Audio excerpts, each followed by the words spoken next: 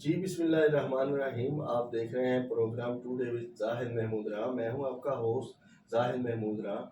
आज हमारे साथ गुजरांवाला की दो शख्सियात मौजूद हैं। मैं आपका तारफ़ करवाता चलूँ। मियां तनवीर साहब साहब, आपकी आमद का बहुत बहुत शुक्रिया। मुस्लिम लीग नून के सीनियर रहनुमा डिप्टी मेयर गुजरांवाला राणा मकसूद अहमद खान साहब, आपकी आमद का भी बहुत बहुत शुक्रिया। राणा साहब, गुजरांवाला के शहरी जो है वो आपको सुनना और देखना चाहते हैं। आप सियासत में आए, ये शौक कहाँ से और कब हुआ? बिस्मिल्लाहिर्रहमानिर्रहीम। सबसे पहले साहब आपका शुक्रिया अदा करता हूँ कि आपने मुझे चंद बातें कहने का मौका फराहम किया। मैं जी 1994 से अपने इलाके में एक हमने तंजीम लाई थी वेलफेयर, लोगों की वेलफेयर के लिए, जिस पर हमने मंशियात के आदि अफराद को इलाज की सहूलतें और उनकी बहाली के लिए अवेयरनेस के प्रोग्राम, और हमने मंशियात फरोशों के ख़िलाफ़ एक कार्रवाई से अपनी वेलफेयर सरगर्मियों का आगाज़ किया था। तो उसके बाद अपनी वेलफेयर सरगर्मियों को ही आगे ले जाते हुए 1998 में काउंसलर के इलेक्शन का मरला आया, तो उसमें लोगों ने ही मजबूर किया कि आप इतने वेलफेयर के काम करते हैं तो आप इसमें भी हिस्सा लें। तो जज्बा हमारा वही था कि हमने लोगों की खिदमत करनी है, तो आज तक माशाल्लाह कर भी रहे हैं। तो उसमें मैं काउंसलर मुंतखब हुआ। उसके बाद फिर अपने वेलफेयर के काम को हमने और बढ़ाया, लोगों के घर घर जाके हमने काम किए हैं। फिल्ट्रेशन प्लांट मैंने अपने इलाके में अपनी जेब से उसका खर्चा अदा करता हूँ, आज से 20 साल पहले का लगाया हुआ है, और आज तक उसको हम चला रहे हैं, लोगों को पानी फराहम कर रहे हैं। इसके अलावा हमने मंशियात के आदि अफराद के लिए एक मियाँ अफजल ट्रस्ट हॉस्पिटल के नाम से अस्पताल शुरू किया हुआ है। माशा इसके अलावा भी हमारे बेशुमार, जब सियासत में आए तो हमने अपने इलाके की कोई गली ऐसी नहीं जिसको मैंने नहीं बनवाया। माशा और उसके अलावा जब हम कॉरपोरेशन में आए हैं तो हमने अपने इलाके को एक रोशनी का इलाका बनाया, और कोई गली या कोई जगह मेरे इलाके में ऐसी नहीं थी जहाँ के सरकारी तौर पर गवर्नमेंट की तरफ से लाइटें ना लगाई हों। पूरा इलाका अल्लाह ताला के फजल व करम से रोशन था। रोशन तो ये वेलफेयर का एक शौक। शौक था लोगों के फलाह बहबूद का, वही सियासत में लेके आया। जी मियाँ साहब। जी राणा साहब, ये बताइएगा कि अदलिया ने बल्दियाती जो अदारे हैं उनको तो बहाल कर दिया, क्या आपको पहले की तरह मौजूदा जो गवर्नमेंट है ये फंड वगैरह दे रही है नहीं दे रही, इस बारे में हमें बताइए। नहीं जी, ये देखें, सुप्रीम कोर्ट ने तो हमें मुकम्मल तौर पर बहाल कर दिया है, लेकिन आगे से आपके सामने है कि गवर्नमेंट जो है, पंजाब गवर्नमेंट, वो बिल्कुल हमें कोई इख्तियारात देने के लिए तैयार नहीं है। बल्कि 2 साल से लोगों की जो वेलफेयर के काम होते थे या कॉरपोरेशन से जो आम लोगों को फ़ायदा पहुंचता था, वो बिल्कुल बंद हो चुका है। और इससे मैं समझता हूँ कि बड़ी लोगों के साथ, आवाम के साथ ये ज्यादती हो रही है। उसके बाद लाहौर हाई कोर्ट का भी हुक्म आया है, लेकिन पंजाब गवर्नमेंट इस पर अमल दरामद नहीं कर रही। ये पता नहीं क्या वजह है, या और किधर से हुक्म आना है कि ये जो है बलदियाती इदारों को बहाल करें। तो मेरे आपके तोसर से मैं इनसे पंजाब गवर्नमेंट से पुरजोर मुतालबा करता हूँ कि फ़ौरन बलदियाती इदारों को बहाल किया जाए, ताकि आवाम को कुछ ना कुछ रिलीफ मिल सके। तो बलदियाती इदारे देखिए बेसिक एक होती है आवाम की खिदमत के लिए। तमाम दुनिया में बलदियाती इदारों से ही ये सारे तरक्याती काम करवाए जाते हैं, लेकिन शायद हमारे मुल्क में एक उल्ट रिवाज चल पड़ा है कि जो गवर्नमेंट आती है सबसे पहले बलदियाती इदारों को ख़त्म करती है। तो इस तरह नहीं होना चाहिए, ये सरासर आवाम के साथ ज़्यादती और नाइंसाफ़ी है।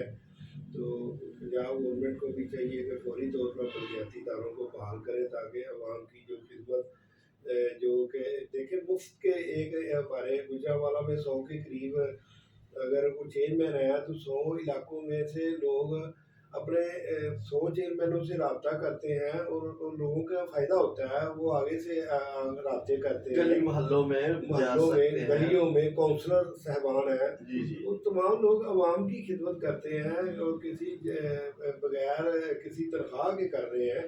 तो ये बलदियाती इदारों जो है ना, इनको बिल्कुल किसी गवर्नमेंट को भी नहीं चाहिए कि इनको ख़त्म किया जाए, बल्कि इसके तो हर वक्त इलेक्शन होने चाहिए।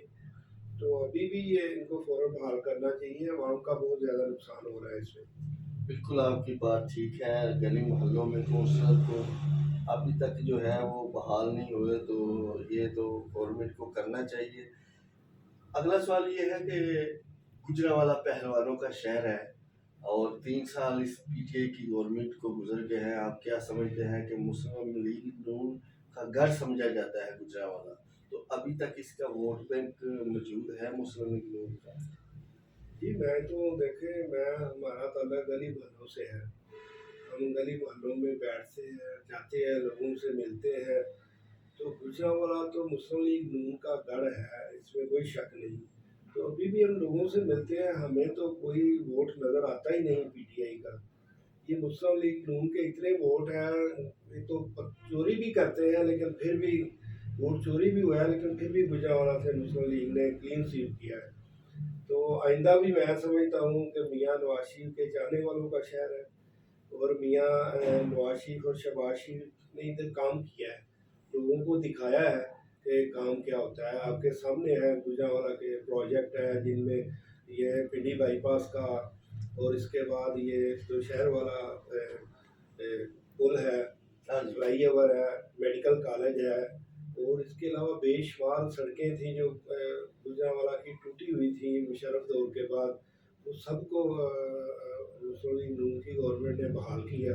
इसलिए गुजरांवाला के शहरी तो मुस्लिम लीग नून से खुश हैं, तो वो सारे मुस्लिम लीग नून के साथ हैं।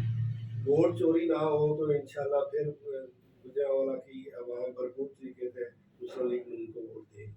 राणा साहब ये बताइएगा कि वजीराबाद का इलेक्शन मुस्लिम लीग नून ने जीता, उसके बाद डस्का का इलेक्शन शानदार कारकर्दगी के बाद दोबारा जीता, तो क्या वजह है कि उसके बाद कश्मीर में और सियालकोट, जहां पर 35 साल से आपकी पार्टी की एक सीट थी वरियो खानदान की, वो आपके हाथ से निकल गई है, उसकी क्या वजह बनी आपके हिसाब से?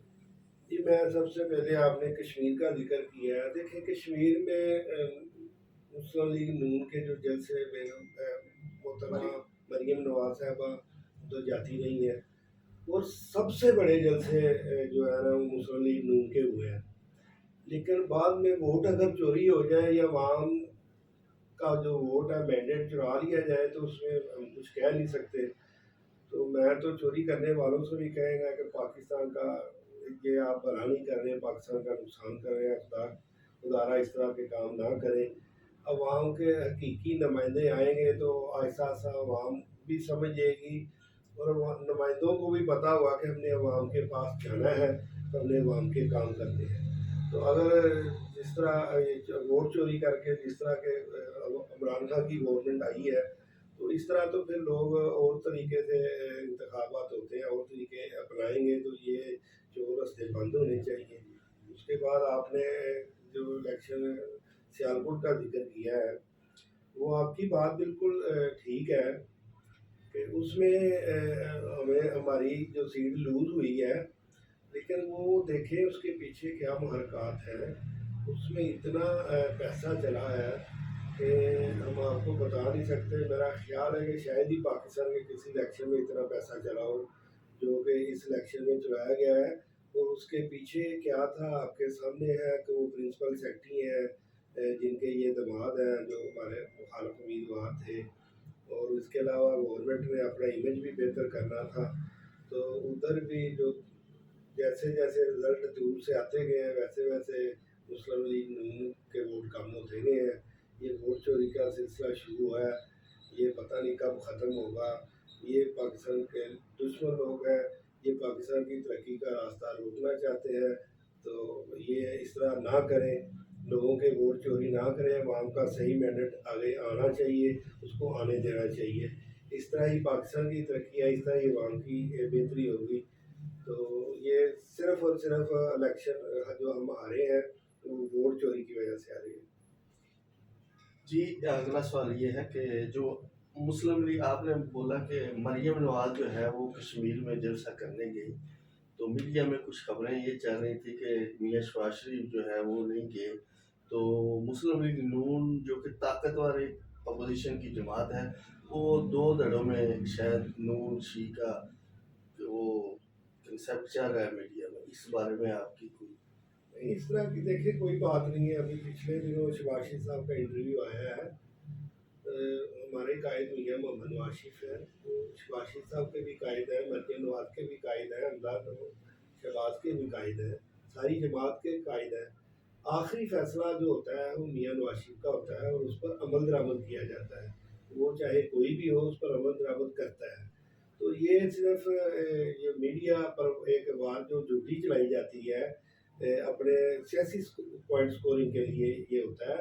ویسے مسلم لیگ نون متحد ہے، یکجا ہے، اور کوئی مریم نواز یا میاں شباز شریف کا کوئی اختلاف نہیں ہے.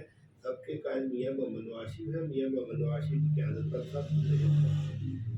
رانا صاحب یہ بتائیے گا کہ پنجاب پر سب سے زیادہ جو حکومت ہے مسلم لیگ نون نے کی پاکستان کی تاریخ میں، اور گجرانوالہ سے تین وفاقی وزیر جو ہیں وہ بھی اسمبلی میں رہے، تو کیا وجہ ہے کہ مسلم لیگ نون جو ہے، جو گجرانوالہ ہے مسلم لیگ نون کا قلعہ ہے، اور پچھلے الیکشن میں ثابت بھی کیا مسلم لیگ نون نے تمام سیٹیں جیت کے کلین سویپ کر کے کہ مسلم لیگ کا گڑھ ہے گجرانوالہ.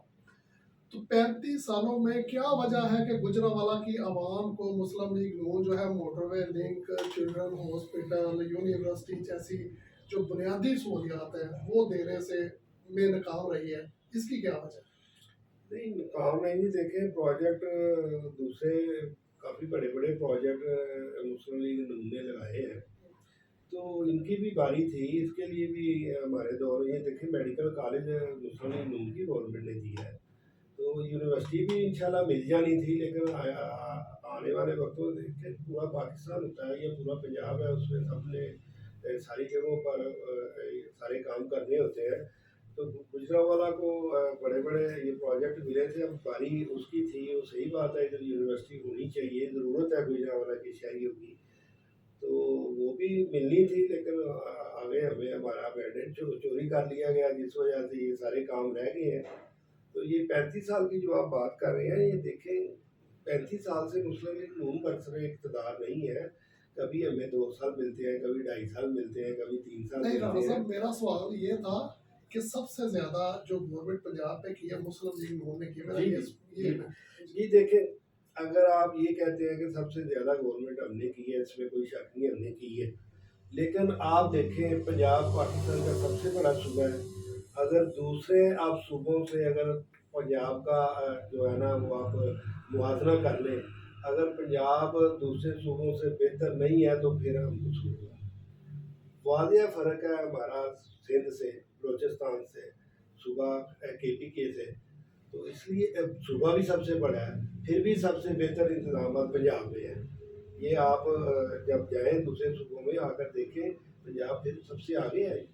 تو اس میں مسلم لیگ نون کا ہی جو حکومت رہی ہے اس وجہ سے ہی یہ سارا کام ہے آپ کے سامنے ہے.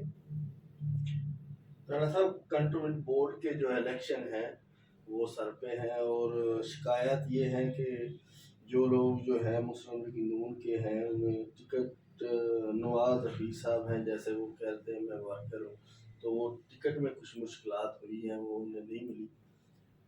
اس بارے میں ان کا کہنے کا مطلب ہے کہ لوگ یہ سمجھ رہے ہیں جو نون لیگ کے دریلا کارکن ہیں وہ کہہ رہے ہیں ہمارے ساتھ زیادتی کی گئی ہے، ہمیں ٹکٹیں نہیں دی گئی، اور اپنے پسندیدہ لوگوں کو جو اس قابل نہیں ہیں ان کو ٹکٹیں جاری کی گئی ہیں. اس بارے میں آپ؟ دیکھیے اس میں جو ہے نا مسلم لیگ نون نے جو ٹکٹ جاری کی ہے وہ سارے میرٹ کی بنیاد پر جاری کی ہے. چودھری نواز حفیظ صاحب ہمارے بھائی ہیں، ہمارے ساتھی ہیں. لیکن دوسری طرف جو ان کے سامنے امیدوار تھے، اب ٹکٹ یہ پرابلم ہمیں ضرور ہوئی ہے کہ ایک حلقے میں 2-3 امیدوار آ گئے ہیں. تو اس میں پھر مسئلے مسائل تو آتے ہیں. لیکن ہمارے لیڈران نے کوشش کی ہے کہ ٹکٹ جو ہے نا میرٹ کی بنیاد پر دیے جائیں. آپ نے جس حلقے کی بات کی ہے اس میں میرا خیال ہے پرانا جو حلقہ نواز حفیظ صاحب کا تھا وہ تھوڑا سا ہے، تو زیادہ تر حلقہ جو ہے نا جو پچھلے ہمارے امیدوار جیتے تھے چیمہ صاحب، ان کا 80% حلقہ ان کا ہے، اس وجہ سے وہ پھر ٹکٹ ان کو دی گئی ہے۔ ویسے وہ بھی ورکر ہیں، تو انشاءاللہ عوام مسلم لیگ نون اور شیر کے نشان کو چاہتی ہے، انشاءاللہ رزلٹ بھی اچھے آئیں گے۔ جی نہیں اس کے بعد کنٹونمنٹ بورڈ کے بعد چیمبر آف کامرس کا الیکشن آ رہا ہے، اس کے بعد سننے میں آ رہا ہے بلدیاتی الیکشن آ رہے ہیں، تو آپ کس طرح سے دیکھتے ہیں کہ مسلم لیگ نون جو ہے پہلے کی طرح یہ تینوں الیکشنوں میں کارکردگی دکھائے گی؟ دیکھیں چیمبر کے الیکشن میں تو کوئی ایسے امیدوار نہیں ہوتے کہ وہ جماعتوں میں امیدوار ہوں، اس میں ایک گروپ ہے، کبھی کوئی گروپ کسی کے ساتھ ہوتا ہے کوئی کسی کے ساتھ، اور تو اس کے ساتھ موازنہ نہیں کیا جا سکتا، تو بہرحال ہماری کوشش تو ہوتی ہے، تو اس میں بھی دلچسپی بھی ہوتی ہے ہماری، گجرانوالہ شہر کے لیے، شہریوں کے لیے، شہری کی بہتری کے لیے جو بھی امیدوار انشاءاللہ بہتر امیدواری دیں گے۔ تو اس کے علاوہ آپ نے کس کا ذکر کیا ہے؟ بلدیاتی الیکشن بھی سننے میں آ رہا ہے کہ آپ کے حساب سے بلدیاتی الیکشن ہوں گے، شور تو بھی ڈال رہا ہے کہ اس کے بعد بلدیاتی الیکشن کی باری کنٹونمنٹ بورڈ کے بعد، آپ سمجھتے ہیں کہ الیکشن وقت پر کروائے گی گورنمنٹ؟ میرے حساب سے تو جی میرا اپنا ایک نظریہ ہے کہ میرے حساب سے گورنمنٹ کی جو ہے نا اس وقت نیچے کوئی پوزیشن نہیں ہے، غریب عوام مہنگائی کی چکی میں پس رہے ہیں، روز بروز مہنگائی بڑھ رہی ہے، ابھی کنٹرول نہیں ہو رہی، کھڑی نہیں ہو رہی ایک جگہ پر، روزانہ آپ کے سامنے ہے کہ چیزیں معاشی دور سے اور آج اتنی مہنگی 3-4 گنا مہنگی ہو چکی ہیں، تو گورنمنٹ کے لیے تو گراؤنڈ تیار نہیں ہے کہ وہ الیکشن کے لیے آئے، اگر الیکشن میں گورنمنٹ جائے گی بلدیاتی الیکشن میں تو اس کو بری طرح شکست کا سامنا کرنا پڑے گا، تو اس لیے میں کہہ رہا ہوں کہ ابھی میرے خیال سے گورنمنٹ الیکشن میں نہیں جا سکتی، اس لیے گورنمنٹ ڈیلے کر رہی ہے، اسی لیے یہی ڈیلے کر رہی ہے، ورنہ 2 سال ہو گیا پرانے بلدیاتی سسٹم کو انہوں نے ختم کیا ہوا ہے، تو اس کو بحال کرنے میں بھی اسی لیے یہ رکاوٹیں ڈال رہی ہیں، اور نئے الیکشن بھی ابھی یہ نہیں کرائیں گے کیونکہ ابھی ان کے عوام نہیں ہے ان کے ساتھ، عوام ان کے سخت خلاف ہے، آپ چاہے خود جا کے گلی محلوں میں سروے کریں، عوام اس عمران خان کی گورنمنٹ کے سخت خلاف ہے کہ عوام کے لیے کچھ نہیں کیا گیا، عوام کو کوئی ریلیف نہیں دیا گیا۔ ڈاکٹر صاحب آپ سینئر رہنما ہیں مسلم لیگ نون کے اور سیاست پر آپ کی گہری نظر آتی ہے، تو آپ کیا حکومت کو ایڈوائز دینا چاہیں گے کہ عوام کی بہتری کے لیے ایسے کام کریں کہ عوام کی خوشحالی ہو، عوام کی بہتری کے لیے کام ہو، کیا پیغام دیں گے؟ دیکھیں جی ہم نہیں سمجھتے یہ نالائق اور نااہل حکومت ہے، ہم تو یہی کہیں گے کہ یہ فوراً استعفیٰ دے کے اپنے گھر چلے جائیں، عوام کی جان چھوڑ دیں، ان سے حکومت نہیں ہونی، یہ عوام کے مسائل نہیں سمجھ سکتے، میں سمجھتا ہوں کہ ابھی تک عمران خان صاحب ایک گراؤنڈ کے اندر ہیں، ابھی تک وہ یہی باتیں کر رہے ہیں، جی 2 وکٹیں اڑ گئی ہیں تو کیچ پکڑ لیا تو یہ کر لیا ہے یا یہ کر دیں گے، میرے خیال سے تو ابھی عمران خان صاحب کرکٹ ہی سمجھ کے پاکستان کو چلا رہے ہیں، یہ یا 22 کھلاڑیوں کو تو مینج کر سکتے تھے، 22 کروڑ عوام کو یہ مینج نہیں کر سکتے، تو میں تو یہ سمجھتا ہوں کہ گورنمنٹ کو چاہیے کہ فوراً استعفیٰ دیں، عوام کی جان چھوڑے تاکہ عوام کو کچھ نہ کچھ ریلیف مل سکے، عوام اس وقت اس گورنمنٹ سے سخت تنگ ہے۔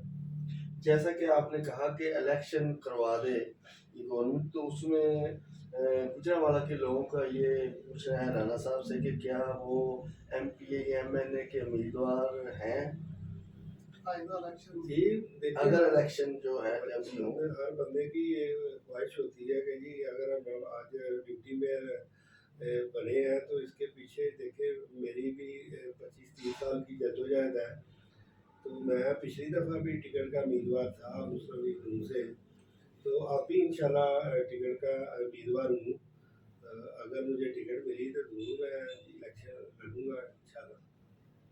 چلیں جی آپ کا رانا صاحب آخر میں جو آخری سوال ہے آپ سے کہ پاکستان نے بھارت کا ریکارڈ توڑا ہے 2 دن پہلے، اس حوالے سے آپ کی پارٹی کے کچھ رہنما ہیں جنہوں نے اس کی مخالفت کی، تو آپ نہیں سمجھتے کہ پاکستان کو ایک اعزاز ملا ہے تو خوش ہونا چاہیے تھا؟ نہیں دیکھیں نہیں ہماری پارٹی نے یہ مخالفت نہیں کی آپ کی پارٹی کے नहीं नहीं, वही मैं बता रहा हूँ, उन्होंने भी ये मुखालफत नहीं की कि पौधे नहीं लगने चाहिए, रिकॉर्ड बनना चाहिए, अच्छी बात है इसमें, अगर कोई रिकॉर्ड बना भी है वो भी हमें खुशी है। लेकिन इसके पीछे जो देखें जी, जो पौधे लगाए गए हैं, एक तो वो जगह का इंतखाब गलत किया गया है, और एक आप जाके भी देख लें कि वो पौधों का क्या हाल है।